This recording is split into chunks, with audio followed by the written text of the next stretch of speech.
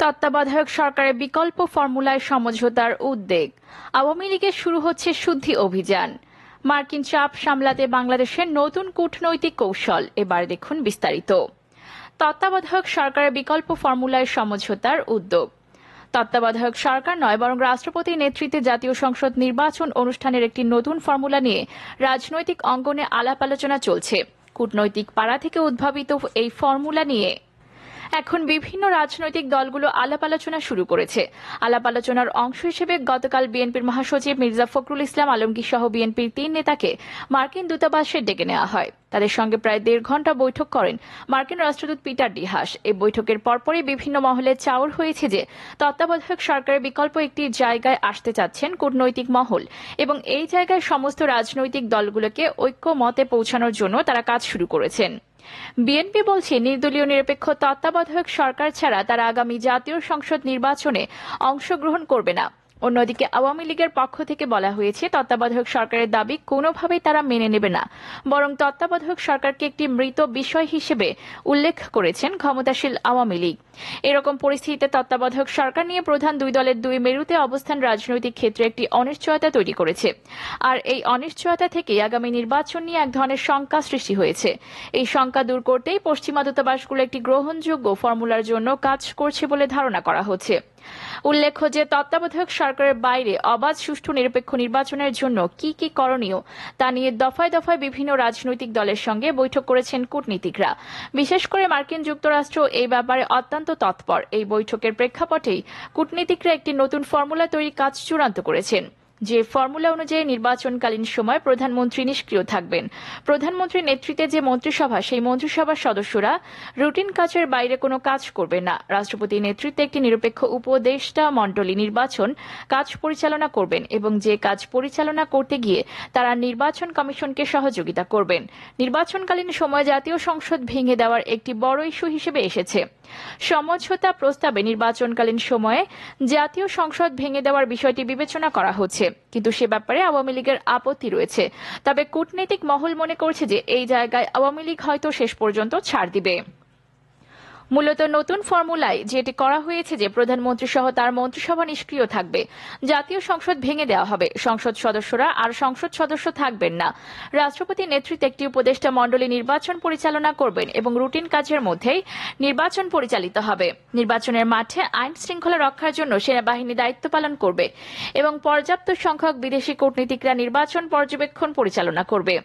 এছাড়াও নির্বাচন কমিশনের ক্ষমতা বৃদ্ধি এবং ভোটের পরও নির্বাচন বাতিলের ক্ষমতা প্রদান সহ নির্বাচন আইনের যে প্রস্তাব দেওয়া হয়েছিল, সেই প্রস্তাব অনুযায়ী করা হলেই একটি অবাধ, সুষ্ঠু, নিরপেক্ষ নির্বাচনের পথ প্রশস্ত হবে বলে কূটনীতিকরা ধারণা করছেন। কূটনৈতিক সূত্রগুলো বলছে যে তত্ত্বাবধায়ক সরকারের ইস্যুকে বাদ দিয়ে গ্রহণযোগ্য একটি নির্বাচনের ফর্মুলার জন্য তারা কাজ করছেন, এবং প্রধান দুই দলকে কাছাকাছি নিয়ে আসার চেষ্টা এখন পর্যন্ত অব্যাহত রয়েছে। অপরদিকে আওয়ামী লীগের শুরু হচ্ছে শুদ্ধি অভিযান। আওয়ামী লীগের মধ্য থেকে যারা ক্ষমতার অপব্যবহার করছে, দুর্বৃত্তায়ন, দুর্নীতি সহ নানা রকম অপকর্মের সঙ্গে জড়িত, তাদের চিহ্নিত করা হচ্ছে এবং তাদের বিরুদ্ধে একাধিক ধরনের ব্যবস্থা গ্রহণ করা হচ্ছে।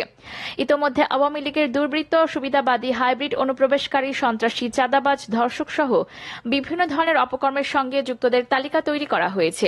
এই তালিকায় অন্তত 5,000 ব্যক্তির নাম রয়েছে সারা দেশে। এদের বিরুদ্ধে খুব শিগগিরই সাঁড়াশি অভিযান শুরু হবে বলে ধারণা করা হচ্ছে। 2018 সালে নির্বাচনের পর আওয়ামী লীগ সভাপতি প্রধানমন্ত্রী শেখ হাসিনা দলের ভিতরে একটি শুদ্ধি অভিযান পরিচালনা করেছিলেন। ওই শুদ্ধি অভিযানে ইসমাইল চৌধুরী সম্রাট সহ একাধিক নেতাকে গ্রেফতার করা হয়েছিল। অনেক শীর্ষ নেতা দলীয় পদ হারিয়েছেন। অনেক অঙ্গ সহযোগী সংগঠনের শীর্ষ নেতারাও দলীয় পদ হারান। বেশ কিছু ব্যক্তিকে দল থেকে বহিষ্কার করা হয়েছিল, কিন্তু পরবর্তীতে এই শুদ্ধি অভিযান আর বেশি দূর এগোয়নি। প্রধানমন্ত্রী 2019 সালের সেপ্টেম্বরে নিউ ইয়র্কে বলেছিলেন যে আমাদের শুদ্ধি অভিযান করতে হবে না, আমরাই শুদ্ধি অভিযান করব। কিন্তু সেই শুদ্ধি অভিযান মাঝপথে থমকে গিয়েছিল কেন, সেটি অনেকেই জানেন না। এখন নির্বাচনের আগে আওয়ামী লীগ তার ইমেজ পুনরুদ্ধারের মিশনে নেমেছে, আর ইমেজ পুনরুদ্ধার করার জন্য নতুন করে শুদ্ধি অভিযান শুরু করছে। সংশ্লিষ্ট সূত্রগুলো বলছে যে এমপিদের বিরুদ্ধে অভিযানে 5 রকমের শাস্তির ব্যবস্থা করা হচ্ছে। প্রথমত, যারা অতিরিক্ত অপরাধ প্রবণ, যাদের বিরুদ্ধে সুনির্দিষ্ট অভিযোগ রয়েছে এবং যারা ফৌজদারি অপরাধের সঙ্গে যুক্ত, এরকম ব্যক্তিদেরকে আইনের আওতায় আনা হবে এবং সরাসরি দল থেকে বহিষ্কার করা হবে। এদের ব্যাপারে কোনো রকম ছাড় দেওয়া হবে না। দ্বিতীয়ত, যে সমস্ত ব্যক্তিদের বিরুদ্ধে অভিযোগ রয়েছে কিন্তু অভিযোগগুলো প্রমাণিত নয়, তবে তাদের আচার আচরণ, কর্মকাণ্ড ইত্যাদি সন্দেহজনক, এদেরকে সতর্ক করা হবে এবং ভবিষ্যতে যেন তাদের বিরুদ্ধে এই ধরনের অভিযোগ না ওঠে এবং এই ধরনের কর্মকাণ্ড থেকে যেন তারা দূরে থাকে, এটি তাদের জানিয়ে দেওয়া হবে। তৃতীয়ত, সরকারের যে সমস্ত মন্ত্রী এমপির বিরুদ্ধে দুর্নীতি, সন্ত্রাসীদের প্রশ্রয় দেওয়া, টেন্ডারবাজি, চাঁদাবাজির অভিযোগ রয়েছে, তাদেরকে আগামী জাতীয় সংসদ নির্বাচনের মনোনয়ন দেওয়া হবে না এবং এই সমস্ত ব্যক্তিরা যেন নির্বাচনে ভূমিকা রাখতে না পারে তা নিশ্চিত করা হবে।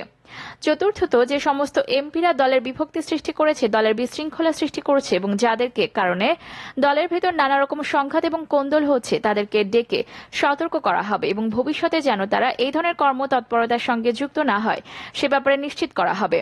পঞ্চমত, যারা কেন্দ্রীয়ভাবে বিভিন্ন রকম অপরাধ প্রবণতার সাথে জড়িত, সে সমস্ত কেন্দ্রীয় নেতাদের নিষ্ক্রিয় করে রাখা হবে। আওয়ামী লীগের ঘনিষ্ঠ সূত্রগুলো বলছে, নির্বাচনের আগে আওয়ামী লীগ একদিকে ক্লিন ইমেজ দিতে চায়। নির্বাচনের আগে আওয়ামী লীগ একটি বার্তা জনগণকে দিতে চায় যে অপরাধী, সন্ত্রাসী যেই হোক না কেন, তাকে আওয়ামী লীগের আশ্রয় প্রশ্রয় দেয় না। আওয়ামী লীগের একজন দায়িত্বশীল নেতা বলেছেন যে এবারের সিটি কর্পোরেশন নির্বাচনের মনোনয়নের ক্ষেত্রে শেখ হাসিনা এই বার্তাটি দিয়েছেন। তিনি সাদিক আব্দুল্লাহকে বাদ দিয়ে জানিয়েছেন যে যারা অপরাধ করে, যাদের ইমেজ ভালো না, তাদেরকে আওয়ামী লীগ আশ্রয় প্রশ্রয় দেয় না, আর এই প্রভাব নির্বাচনের উপর পড়বে। সেক্ষেত্রে জাতীয় সংসদ নির্বাচনে প্রায় অর্ধেক আসনে আওয়ামী লীগের প্রার্থী পরিবর্তন হবে বলে ধারণা করা হচ্ছে। তবে শুধুমাত্র এমপি নয়, বরং বিভিন্ন পর্যায়ের নেতাদেরকেও শুদ্ধি অভিযানের আওতায় আনা হবে বলে আওয়ামী লীগের দায়িত্বশীল সূত্রগুলো নিশ্চিত করেছে। অপরদিকে, মার্কিন চাপ সামলাতে বাংলাদেশের নতুন কূটনৈতিক কৌশল। মার্কিন যুক্তরাষ্ট্র আগামী জাতীয় সংসদ নির্বাচন নিয়ে বাংলাদেশের উপর চাপ অব্যাহত রেখেছে। নির্বাচন অবাধ, সুষ্ঠু, নিরপেক্ষ, অংশগ্রহণমূলক করার ব্যাপারে মার্কিন যুক্তরাষ্ট্র তার বক্তব্যে এখনও অটল রয়েছে এবং এটি যেন প্রতিফলিত হয় সেই লক্ষ্যে তারা বিভিন্নমুখী তৎপরতা চালাচ্ছে। এছাড়া মার্কিন যুক্তরাষ্ট্র বাংলাদেশের মানবাধিকার, সুশাসন, দুর্নীতি ইত্যাদি বিষয় নিয়েও বেশ সোচ্চার। তবে বিভিন্ন সূত্রগুলো বলছে, মার্কিন যুক্তরাষ্ট্রের মূল আগ্রহের জায়গা ডক্টর মোহাম্মদ ইউনূস এবং সুশীল সমাজের কর্তৃত্ব প্রতিষ্ঠা করা। ডক্টর মোহাম্মদ ইউনূস যেন বিচারের খড়গের মধ্যে না পড়ে এবং সুশীল সমাজ যেন বর্তমান রাজনৈতিক মেরুকরণে লাভবান হয় এবং অন্তত কিছুদিনের জন্য ক্ষমতায় আসে, এটি মার্কিন যুক্তরাষ্ট্রের আকাঙ্ক্ষা বলে কোনো কূটনৈতিক বিশ্লেষক মনে করছেন। তবে মার্কিন যুক্তরাষ্ট্রের আনুষ্ঠানিকভাবে বলছে, কোন দলকে ক্ষমতায় আনার আগ্রহ তাদের নেই। তারা বাংলাদেশে অবাধ, সুষ্ঠু, নিরপেক্ষ নির্বাচন দেখতে চায়, এটি মার্কিন যুক্তরাষ্ট্রের প্রত্যাশা। কিন্তু সরকার মার্কিন যুক্তরাষ্ট্রের এই চাপে নতি স্বীকার করবে না বলে আশ মনে হচ্ছে। বরং মার্কিন যুক্তরাষ্ট্রের এই চাপের বিপরীতে বাংলাদেশ তার কূটনৈতিকতে নতুন বিনাশ করছে। বাংলাদেশের কূটনীতিতে একটি নীরব মেরুকরণ চলছে এবং এই মেরুকরণে বাংলাদেশ এখন মূলত 4টি দেশের উপর নির্ভর করছে এবং সেই দেশগুলোর সঙ্গে সম্পর্ক উন্নয়নের উদ্যোগ গ্রহণ করেছে। বাংলাদেশের কূটনীতিতে এখন ভারত, মধ্যপ্রাচ্য, চীন ও রাশিয়ার সঙ্গে সম্পর্ক আরও নিবিড় করা হয়েছে এবং এগিয়ে নেওয়ার প্রত্যয় লক্ষ্য করা যাচ্ছে। এটি রাজনৈতিক মেরুকরণের সাথে সামঞ্জস্যপূর্ণ বলে কূটনৈতিক বিশ্লেষকরা মনে করছেন।